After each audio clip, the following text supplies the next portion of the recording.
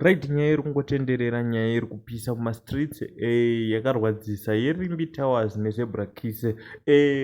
Mukufamba mukuona pane zvandaonawo nemacomplaints vanhu vari kuti zveshuwa zebra kiss iro riri kutoita mbiri yekuvharira vanhu road, and uyu aioverspeeda zvake ari kurong side wo, but wezebra kiss pane vhidhio rabuda vachitoita se vachivharira vanhu. Vanoda kuti muone and comment in the comment section.